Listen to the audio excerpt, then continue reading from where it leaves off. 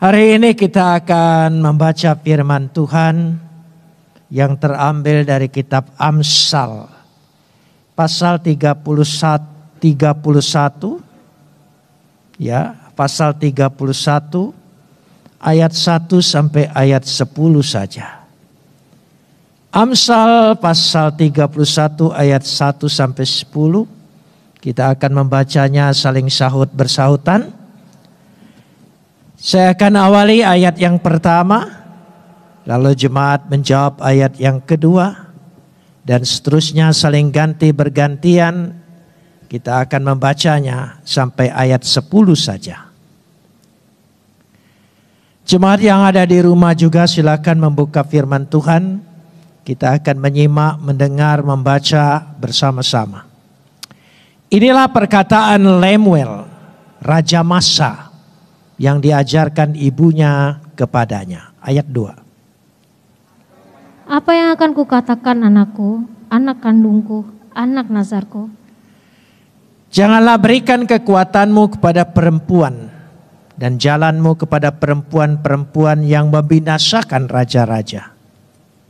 Tidakkah pantas bagi raja, hai Lemuel, tidaklah pantas bagi raja meminum anggur, ataupun bagi para pembesar mengingini minuman keras. Janganlah sampai karena minum ia melupakan apa yang telah ditetapkan dan membengkokkan hak orang-orang yang tertindas. Berikanlah minuman keras itu kepada orang-orang yang akan binasa, dan anggur itu kepada yang susah hati.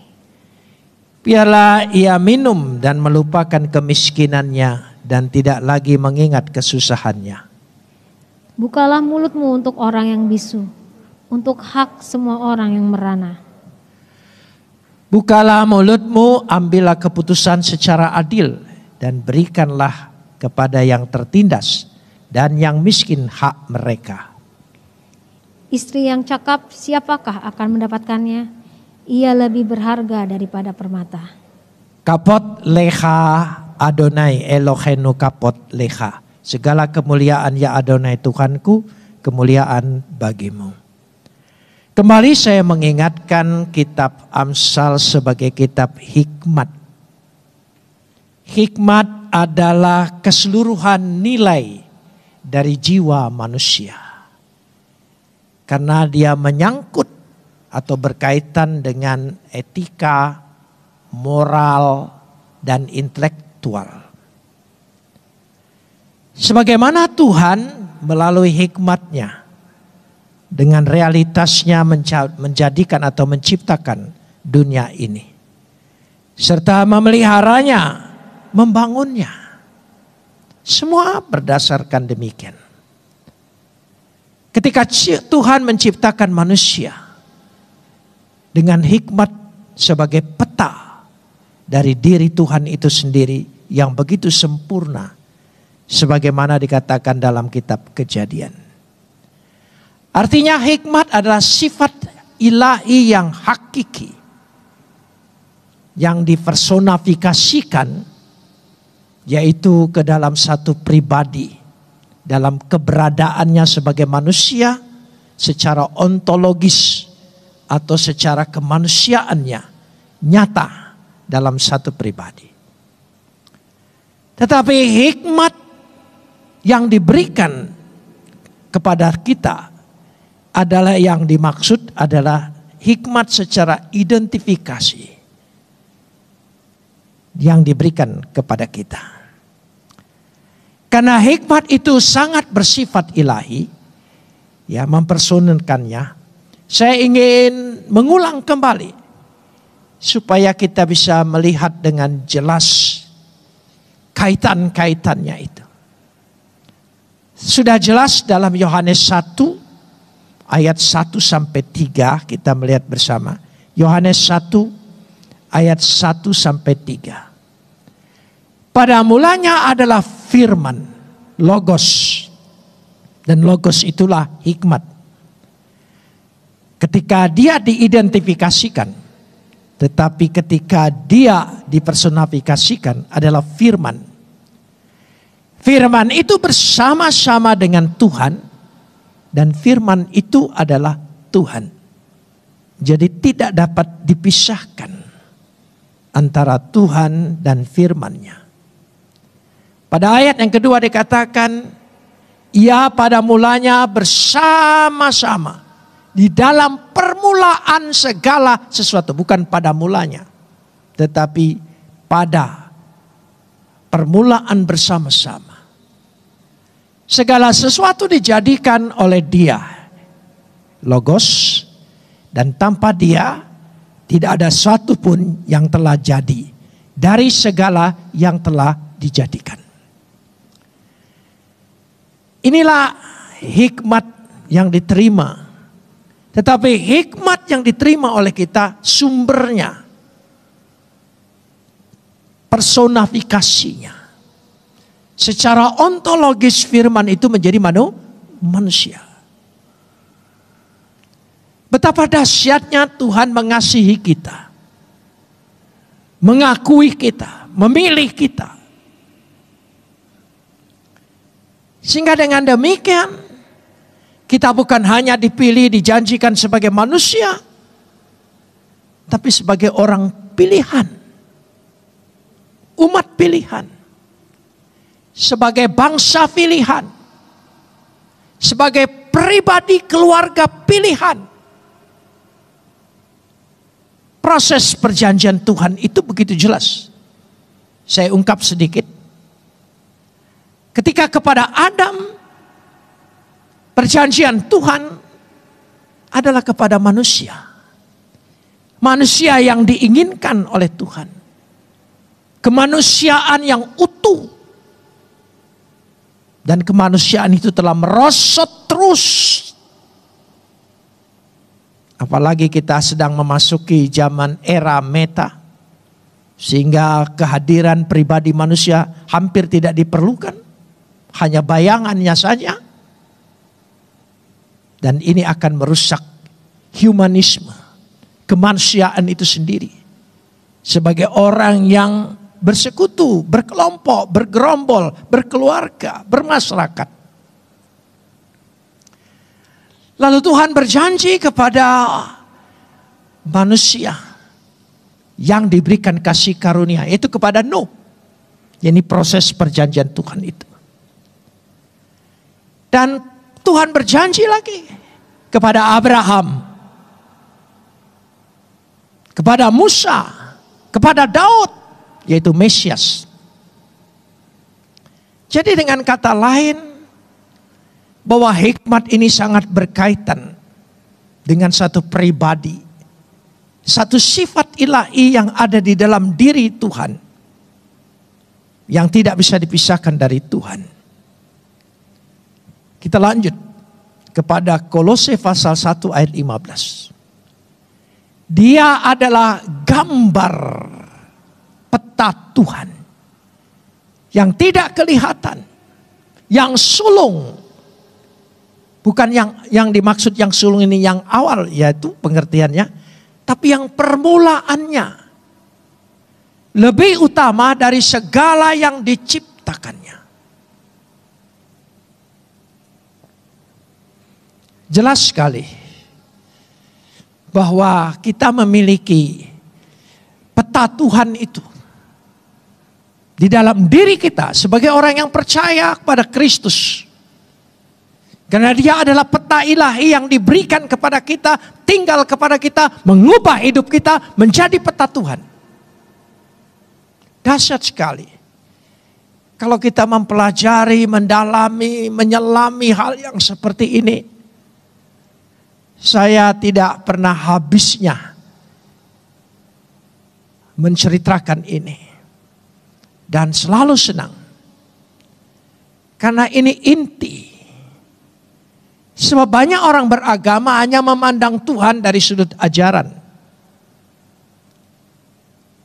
Dari sudut kitab suci. Dari sudut hukum-hukum Tuhan. Tapi kita diajar. Siapakah pribadi Tuhan itu? Karena Tuhan itu Tuhan yang kita kenal. Bapa pribadinya membentuk kita, mendidik kita. Lewat firman yang menjadi manusia itu. Ibrani pasal 1 ayat yang ketiga. Kita lihat dulu ini. Ibrani pasal 1 ayat yang ketiga. Ia adalah cahaya, cahaya kemuliaan Tuhan. Cahaya.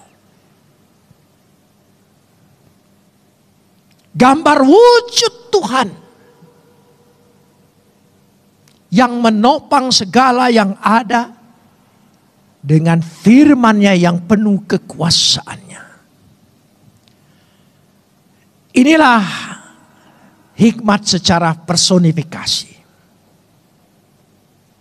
Dan Dia berikan kepada kita personifikasinya dan identifikasinya. Pada zaman Salomo hanya bersifat identifikasi. Kita ingin melihat di sini. Karena itu kitab Amsal memiliki beberapa hal yang saya catat di sini. Pertama, kalimat-kalimat yang ada di dalam kitab Amsal disusun menurut susunan hikmat yang ditujukan untuk mendidik manusia memperoleh kehidupan yang berkualitas, berhasil, ya, harmonis.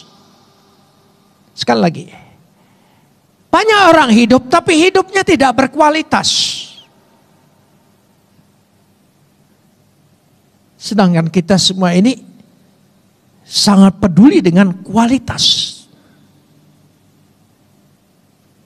Jangan buat hidupmu menjadi KW. Hidup kita betul-betul harus berkualitas. Kitab hikmat memberikan pelajaran tentang ini.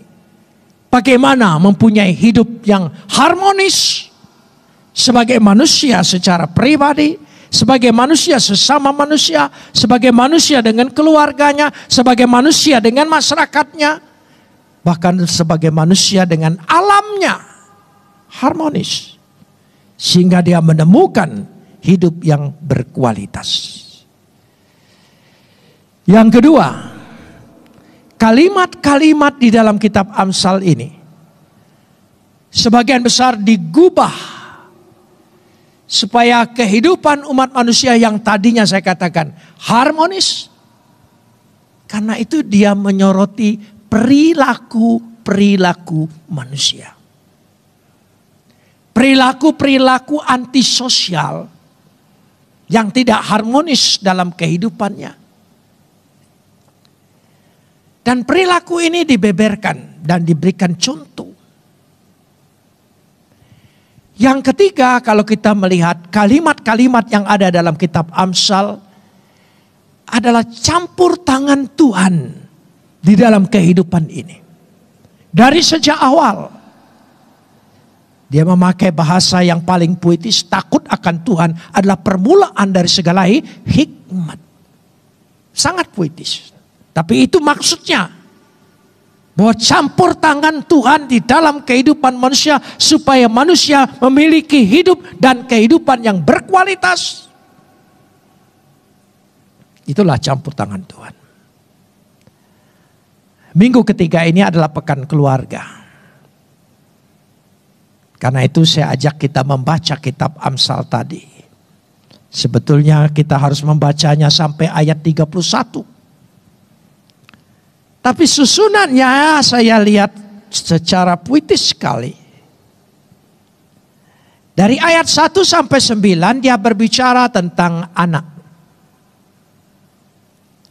Dari ayat 10 sampai terakhir dia berbicara satu pribadi, 3 fungsi.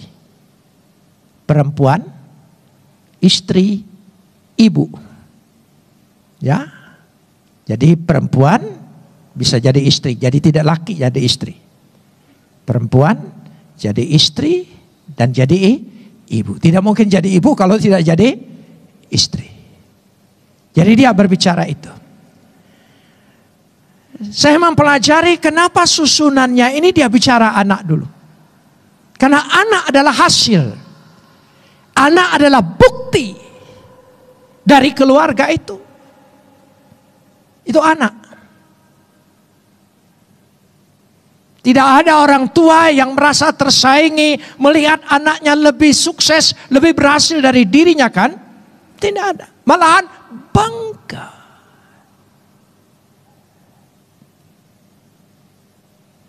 Karena itu dia berbicara dulu. Dia bicara di sini tentang anak yang berharga. Jadi anak yang berharga karena ibu yang bijaksana. Dua kata ini.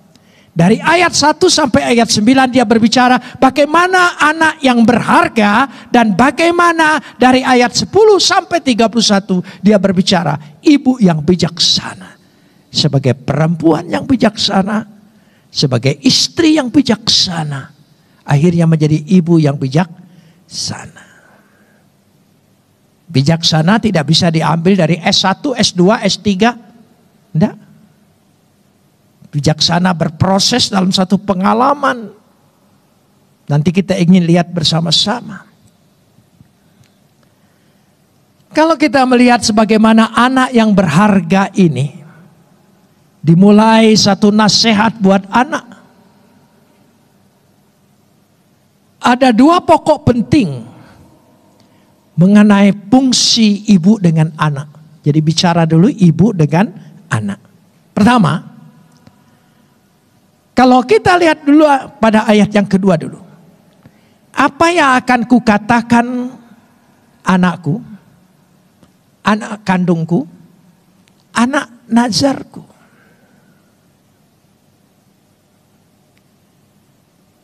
Kalau saya melihat ayat ini, dia menceritakan yang dua fungsi tadi. Yaitu dia berbicara tentang hubungan. Secara alamiah, anak itu dari sejak tercipta dalam kandungan ibu. Artinya dia memiliki hubungan jiwa dari sejak awal. Sangat erat. Ini yang pertama. Maka disebut anak kandungku. Di dalam rahim ibunya. Yang susah ibu, yang dapat nama ayah. Karena itu anak selalu mengambil marga bapaknya. Ya. Anak siapa? Anak bapak ini. Jarang sekalian. Anak siapa? Anak ibu ini. Ya. Terima kasih buat rendah hatinya ibu. Ya. Tapi dia memiliki kata anak kandungku. Anakku, anak kandungku, anak nazarku. Dari sejak tercipta kandungan, ibu sudah berpikir masa depan anak ini. Itu yang dimaksudkan anak nazarku. Dia sudah punya cita-cita, dia sudah punya keinginan, dia sudah berpikir tentang masa depan anak ini.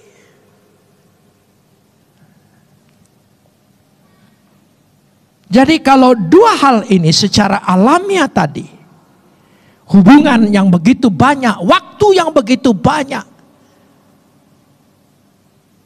ibu dan anak, tidak dapat dipungkiri. Jadi dengan kata lain, peranan ibu itu sangat menentukan dalam keberhasilan anak itu ke depan. Peranan ibu. Dia bisa menjadi ibu karena dia bisa menjadi istri yang bijaksana, istri yang istimewa. Dia bisa menjadi istri yang bijaksana karena dia perempuan yang berhikmat.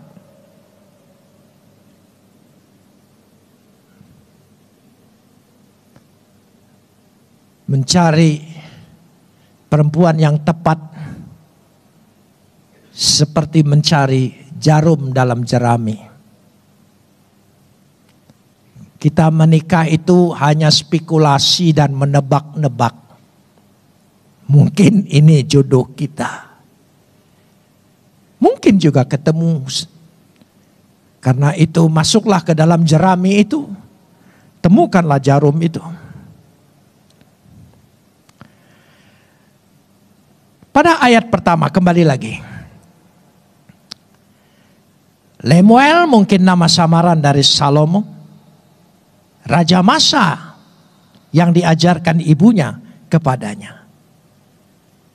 Jadi inilah perkataan Lemuel, Raja Masa yang diajarkan ibunya kepadanya. Saya ingin bicara dulu. Apa yang diajarkan ibunya? Apa yang dikatakan oleh ibunya? Apa yang dikatakan? Masa asher yisratu immo. Masa dapat diterjemahkan perkataan ilahi. Jadi kalau kita perkataan masa, perkataan ilahi. Jadi kalau saya lihat di sini, perkataan ibu itu sabda. Sabda. Hati-hati anak dan hati-hati ibu. Jangan sembarang mengutuki dan berkata yang tidak baik terhadap anak. Dan anak jangan sembarang membantah kata ibunya. Karena dia sederajat dengan kata sabda. Masa. Dalam Septuaginta, kata masa ini, Septuaginta bahasa Yunani, diterjemahkan krematismos. Krematismos. Kata krematismos secara harfiah berarti sesuatu yang diberitahukan Tuhan. Jadi sangat beraratan sekali. Tentu ibu yang beriman, ibu yang dipenuhi oleh firman. Karena itu dari sejak awal Alkitab mengajarkan carilah istri itu yang seiman pasangan itu. Gak bisa kayak nanti lihat sambil berjalan. Gak bisa.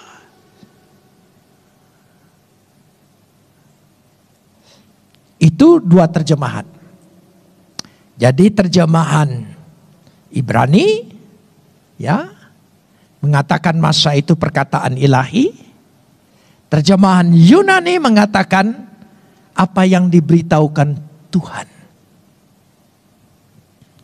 Terjemahan Targum bahasa Aramik Targum, kata-kata ini diterjemahkan nabiwat. Nabiwat, nubuat. Nubuat. Jadi kata-kata ibu itu nubuat. Jadi kalau ibunya marahin anaknya goblok, itu nubuat ibunya supaya anaknya betul-betul jadi ya, hati-hati. Kamu ini bandel mau jadi perampok apa? Hati-hati. Orang dulu banyak tidak berhikmat. Kita banyak datang dari proses keluarga, apalagi di Sumatera, ngomongnya seenaknya. Maafkan orang tua itu yang tidak berhikmat. Jangan diulangi lagi oleh kita. Nubuat, perkataanmu itu nubuat terhadap anakmu. Saudara nubuatkan apa kepada anak? Berkatalah hal-hal meskipun menjengkelkan. Keluarkan kata, sekarang dia nakal. Tapi saudara punya nubuat apa ke depan? Oh, anak manis, anak pinter, anak taat. Kan nubuat itu yang akan datang. Vulgata, terjemahan bahasa Latin, kata masa tadi. Saya ingin terjemahkan supaya kita mengerti lengkap apa arti kata perkataan Raja Masa dari ibunya ini apa. Apa? Sehingga dia menjadi anak yang berhasil, anak sukses, Anak raja yang paling unggul.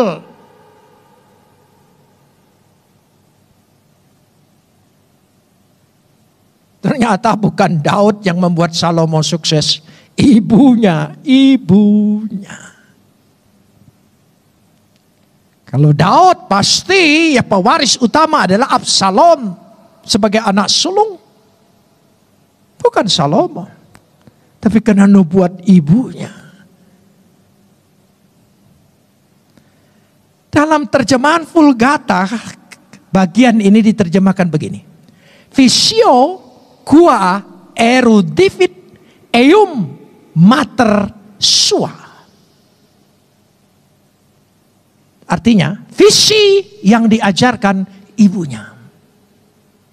Ibu itu mengajarkan visi ke depan, vision.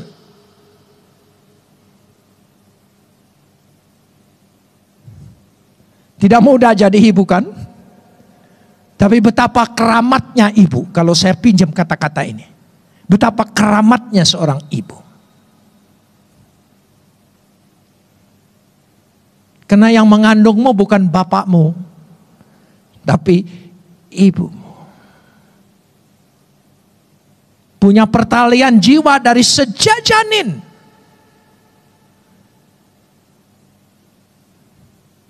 Dia merasakan itu.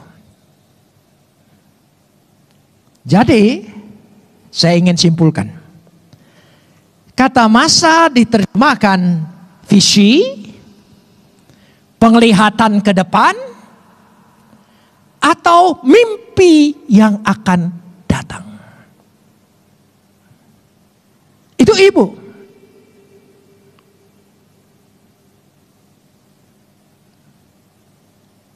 Jadi jangan asal kawin, asal punya anak, asal keluarga.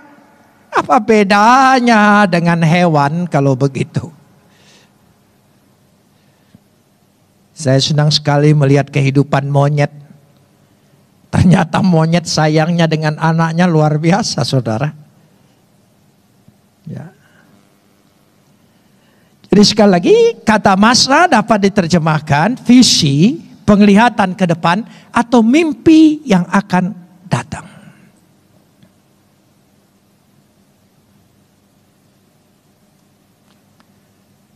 Jarang sekali seorang bapak bermimpi nanti anak saya yang pelihara saya.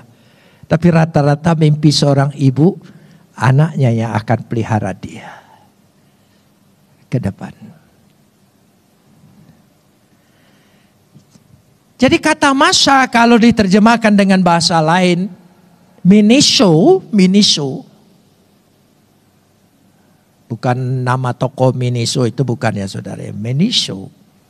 Di dalam Kejadian 4. Beban. Artinya beban seorang ibu terhadap masa depan anaknya, visi anaknya, luar biasa.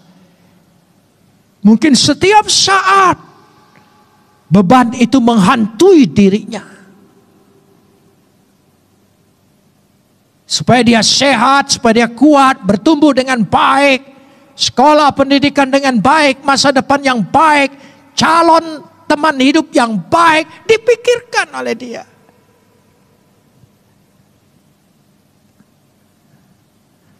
Bapak jarang sekali mikirkan ini anak nanti bakal kawin dengan siapa, calonnya gimana, kira-kira kriterianya gimana. Jarang. Tapi ibu mikirin. Karena dia pernah tahu pengalaman punya suaminya. Dia tidak ingin mengulangi kebodohannya, bersambung diwariskan ke anaknya. Karena kata masa itu perkataan ilahi, berarti visi, nubuat. Saya mencoba merumuskannya, artinya di dalamnya terkandung motivasi. Motivasi seorang ibu tidak pernah berhenti. Amanat, pesan, koreksi. Jadi kata masa dapat dirumuskan sebagai introspeksi, evaluasi, refleksi, dan resolusi. Itu ibu. Dia selalu mengintrospeksi. Makanya yang paling banyak, saya lupa ya bahasa Indonesia, tapi bahasa Palembang ada, nyenyes. Yang paling banyak cuap-cuap cerewet adalah ibu. Koreksinya itu sampai yang kecil-kecil. Makanya berbahagialah kalau punya anak seorang ayah. Kalau tidak, dia mengkoreksi dirimu terus-menerus. Jadi anak ada pengalihan. Resolusi ke depan. Resolusi itu ke depan. Apa yang diinginkan ke depan? Apa yang diharapkan ke depan? Resolusi. Itulah kembali tadi pada hubungan antara apa yang kukatakan anakku. Yang diingatkan oleh dia, ada beberapa poin yang saya catat di sini kepada anaknya supaya dia berhasil. Karena ibu itu seorang perempuan, dia tahu betul pengaruh seorang perempuan. Artinya jelek, buruk seorang laki-laki itu bergantung dengan perempuannya. Karena itu nasihat kepada anaknya yang pertama soal perempuan. Saya pikir soal apa yang hebat-hebat. Bukan, soal perempuan ini yang berbahaya.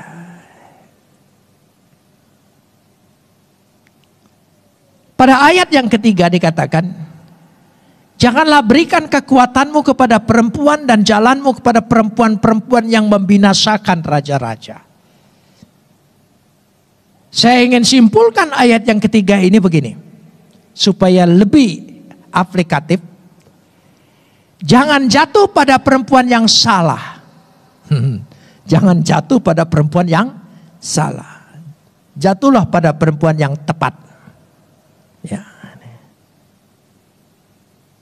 Apa sebabnya? Mari kita bandingkan dulu. Kenapa begitu nasihatnya berbahaya sekali soal perempuan ini? Amsal pasal 5 ayat 1 sampai 4. Amsal pasal 5 ayat 1 sampai 4. Hai anakku, perhatikanlah hikmatku. Arahkanlah telingamu kepada kepandaian yang kuajarkan. Supaya engkau berpegang pada kebijaksanaan dan bibirmu memelihara pengetahuan. Karena bibir perempuan jalang, jadi dia langsung masuk poinnya itu, menitikkan tetesan madu dan langit-langit mulut yang lebih licin daripada harga minyak yang sekarang jarang.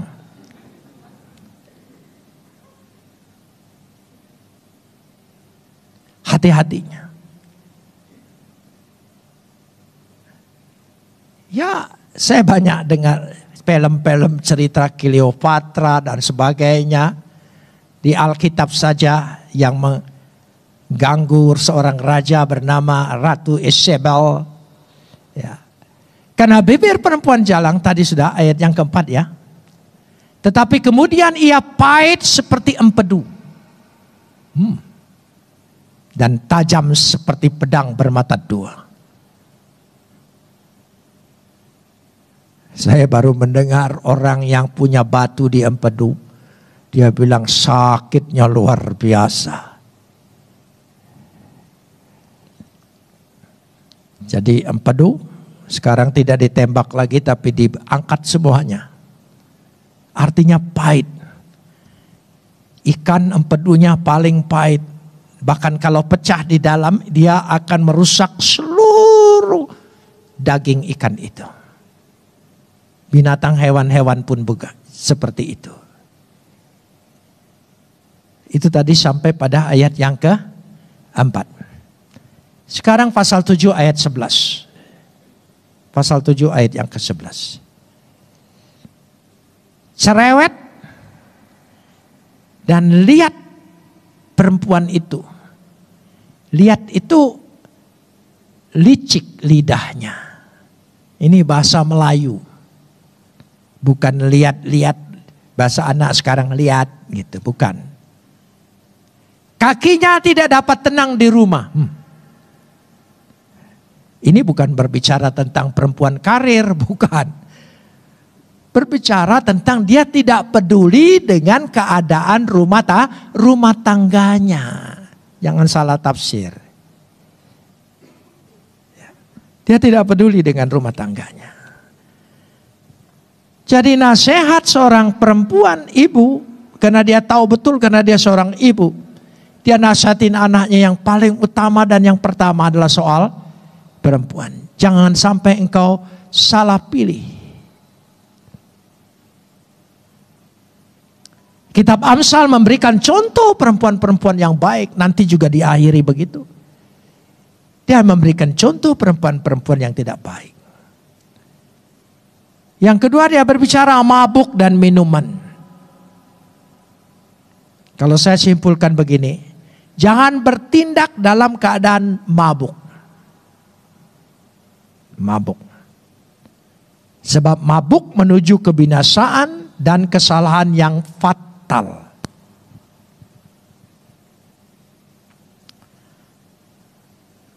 Dulu hanya terbatas minuman yang bikin orang mabuk.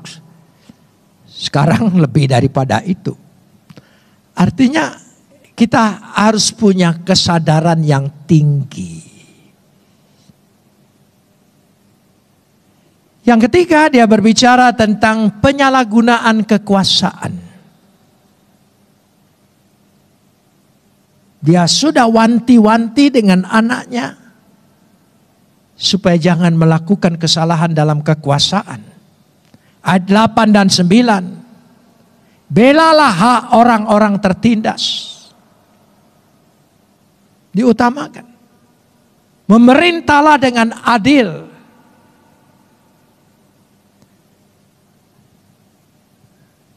Jadi ini yang dikatakan kepada anak tadi. Sehingga kalau saya kembali kepada ayat yang dikatakan di sini, sehingga anak itu harus mendengar perkataan ibunya yang diajarkan oleh ibunya.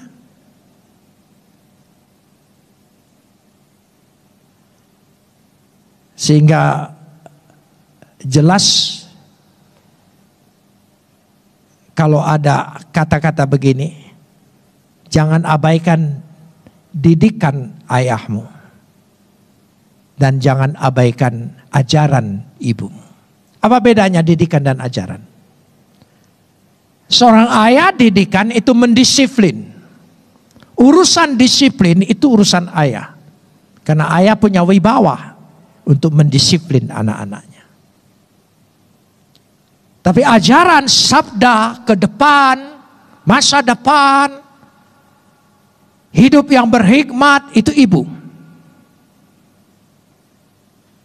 Karena ibu tidak pernah bosan untuk berkata-kata menasihati anaknya.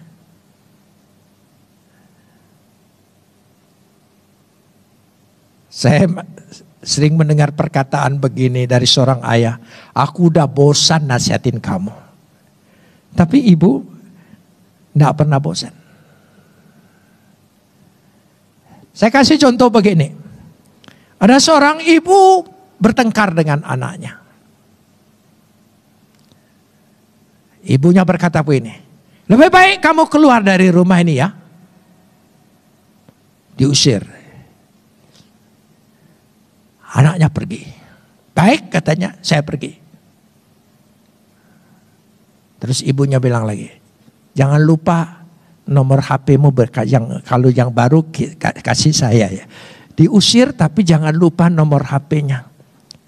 Artinya dia tidak mau lepas hubungan komunikasinya. Mulutnya mengusir, hatinya ingin tidak demikian. Nah, anak model sekarang diusir lari betul ya. Ya. Kita dulu pengecut, diusir berkali-kali nggak lari-lari. Gitu. Kenapa? Ya enggak tahu saya. Kenapa? Mungkin sudah perkataan mengusir itu sudah biasa sehingga tidak punya wibawa lagi. Pergi kau. Nah itu. Ya. Berbahagialah punya orang tua orang Jawa.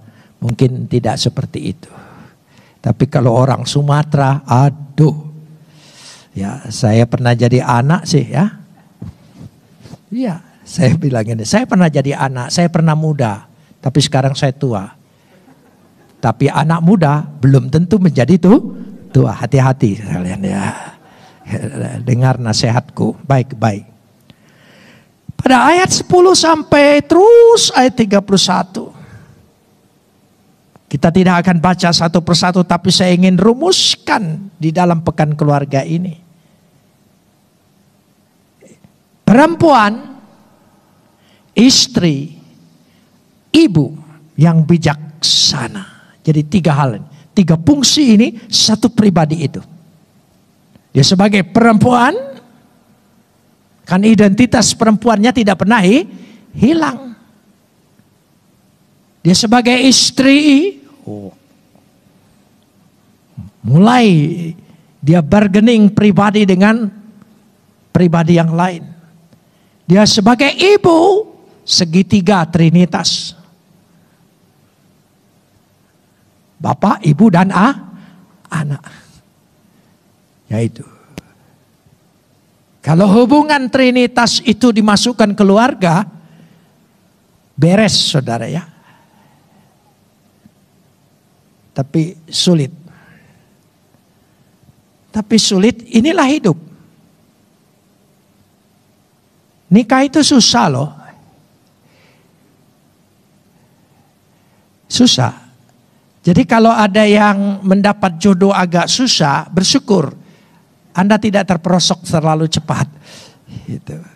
Tapi kalau terlalu cepat, mau balik lagi susah.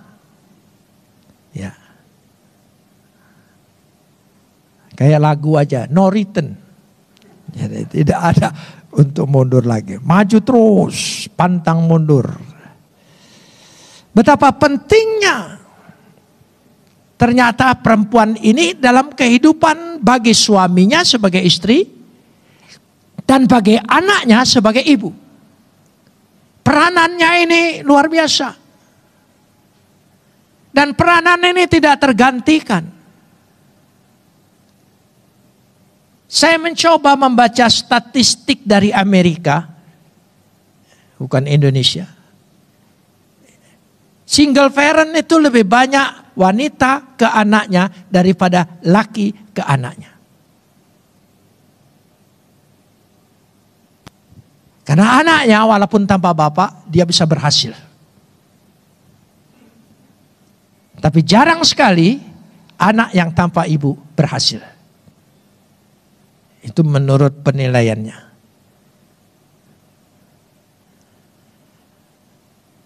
Dikatakan di sini pada ayat 10 dan 11. Kita lihat dulu. Ini bukan perkara mudah loh. Ini perkara susah. Ayat 10 sampai 12. Istri yang cakap, siapakah akan mendapatkannya? Ia lebih berharga daripada permata. Ini sebuah pertanyaan.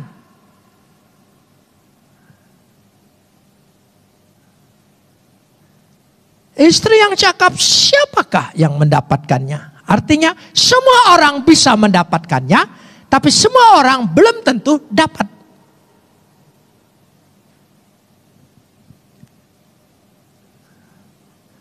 Kalau kita sudah bisa jawab ayat 10 ini, berbahagialah engkau dalam rumah tanggamu.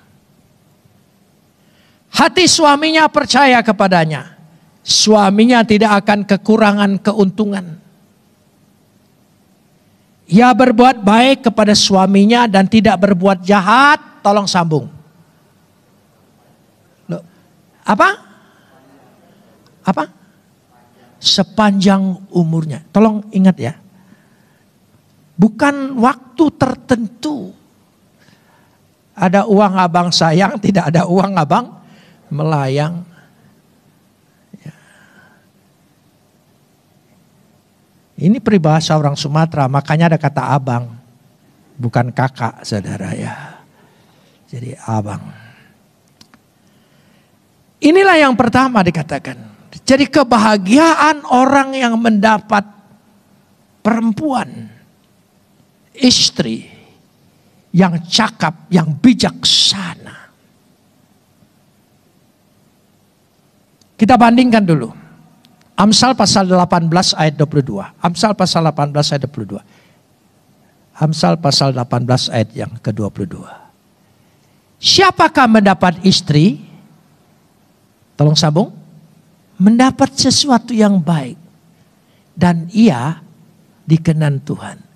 Jadi hanya Tuhan yang sanggup memberikan istri yang baik. Jadi tanya Tuhan, bukan tanya bintang. Zaman saya masih pemuda, majalah-majalah itu kan ada mingguan bintangnya. Bintang ini, kau minggu ini bertemu dengan jodohmu gitu. Jadi kita setiap perempuan kita lihat apa ini jodoh kita. Tapi yang lirik kembali nenek-nenek kita bingung. Jauhkan aku dari pencobaan nenek. Jadi ini yang dimaksudkan. Jadi Tuhan, perkenanan Tuhan. Karena istri yang baik itu lengkap. Lengkap semuanya. Istri yang berhikmat itu lengkap buat keluarga kita. Lengkap segalanya. Semua pekerjaan bisa dilakukannya. Mampu dilakukannya.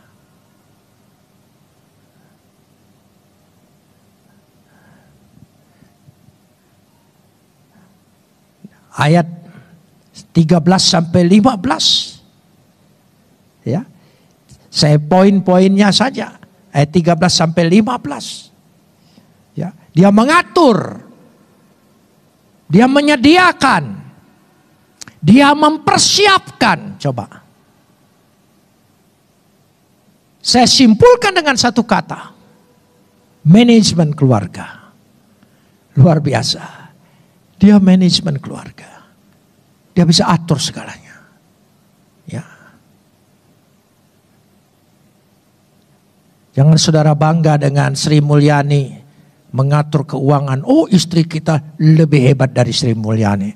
Ya, uang pas-pasan bisa pas, betul ya. Luar biasa saudara. Dia bisa atur. Ya. Itu udah manajemen keluarga. Dia tidak ambil jurusan manajemen. Tapi manajemen keluarga. Yang kedua. Dia visi buat keluarga. Dengan kata nama lain. Dari ayat 16 sampai ayat 25. Ya, dengan satu kata saya katakan, ekonomi keluarga. Ekonomi keluarga. Luar biasa pengaturannya. Jadi, manajemen keluarga, ya, ekonomi keluarga, ya, ke depan, pikirannya ke depan. Ya, makanya kalau kasih uang istri jarang sekali ada kembalian ya. Gitu. Itu untuk aturan nanti saudara ya. Jarang sekali. Jarang, bukan tidak pernah, jarang. Pah ini kembaliannya gitu, enggak. Langsung lenyap. Gitu ya. Tapi percayalah, tidak sia-sia. Ya. Yang ketiga dia adalah guru keluarga. Guru keluarga. Ya, ayat 26 sampai 29. Dia mendidik, mengajar, melatih. Dia guru. Anaknya dididik, diajar. Apalagi saat-saat pandemi seperti ini. Rangkapnya luar biasa. Ya, mendidik, mengajar, melatih. Yang keempat, ayat 30 baru kita baca bersama-sama. Ayat 30.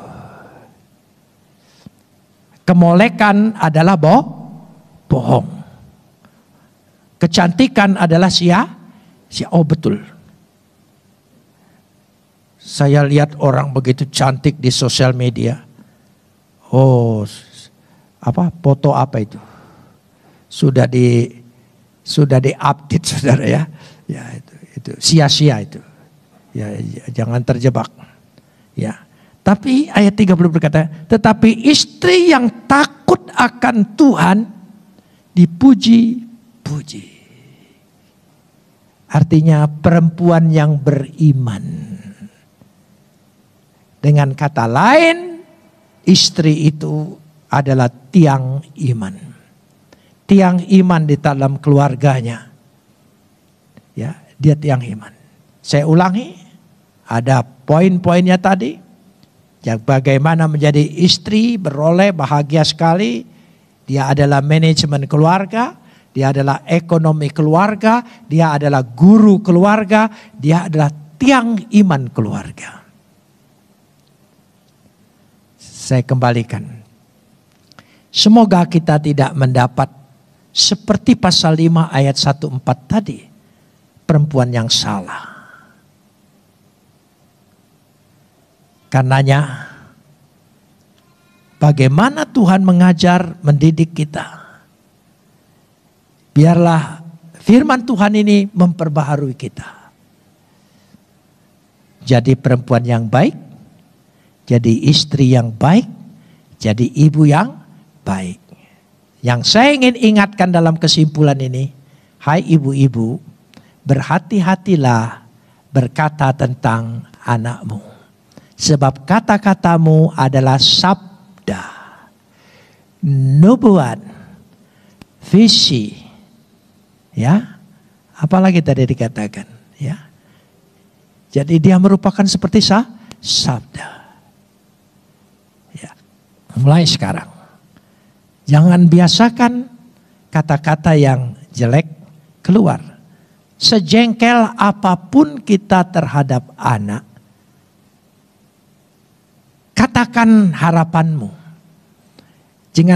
Jangan katakan kekesalan hatimu.